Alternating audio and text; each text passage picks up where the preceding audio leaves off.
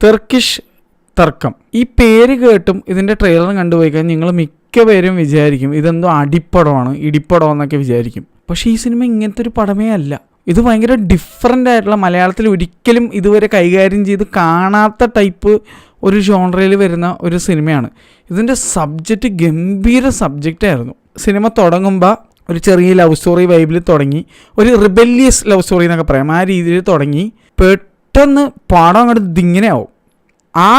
ഇതങ്ങനെ ആയിക്കഴിഞ്ഞതിന് ശേഷം ഈ സിനിമ വേറൊരു ജോണറിലേക്ക് പെടുന്നൊരു പടമായി മാറും. ഇത് ഫാൻറ്റസി സിനിമയാണെന്ന് വെച്ചാൽ അല്ല, പക്ഷേ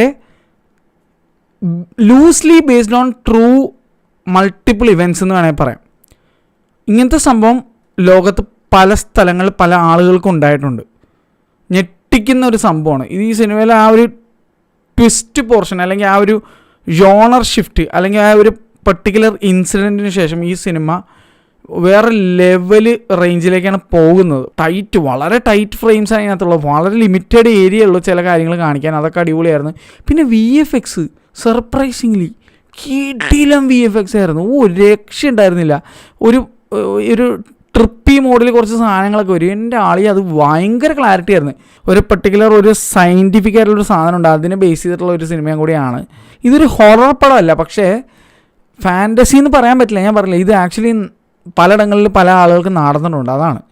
അപ്പോൾ ഇതൊരു പുതിയ ഒരു അനുഭവമായിരിക്കും മലയാളികൾക്ക്. എനിക്കെന്തായാലും ഇഷ്ടപ്പെട്ടു. പടം ഇഷ്ടപ്പെട്ടെന്ന് വെച്ചാൽ പടം ഇഷ്ടപ്പെട്ട്. ഭീകര പടം അങ്ങനെയൊന്നും പറയില്ല, പക്ഷേ ഒരു യുണീക്ക് അറ്റംപ്റ്റാണ്, ഡിഫറെൻറ്റ് തിങ് ഇൻ മലയാളം. നിങ്ങൾ ഈ എൻ്റർടൈൻമെൻറ്റ് സിനിമയ്ക്കും ഫൺ പടത്തിനൊക്കെ കൊടുക്കണതിൻ്റെ ഒരു കാഭാഗമെങ്കിൽ ഈ സിനിമയ്ക്ക് കൊടുത്തിരുന്നെങ്കിൽ ഈ സിനിമയ്ക്ക് കുറച്ചും കൂടി ആളുണ്ടാവുമായിരുന്നു എനിക്ക് ഫീൽ ചെയ്തത്.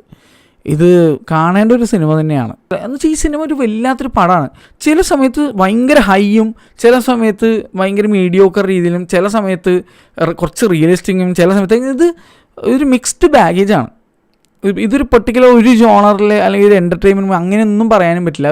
ഒരു വല്ലാത്തൊരു സിനിമയായിരുന്നു. ഇപ്പോഴത്തെ ഈ സൂപ്പർ സ്റ്റാറുകൾ ചെയ്യുന്ന പടങ്ങളൊക്കെ വെച്ച് നോക്കുമ്പോൾ ഇതിൻ്റെ കോണ്ടൻറ്റ് വേറെ ലെവലായിരുന്നു.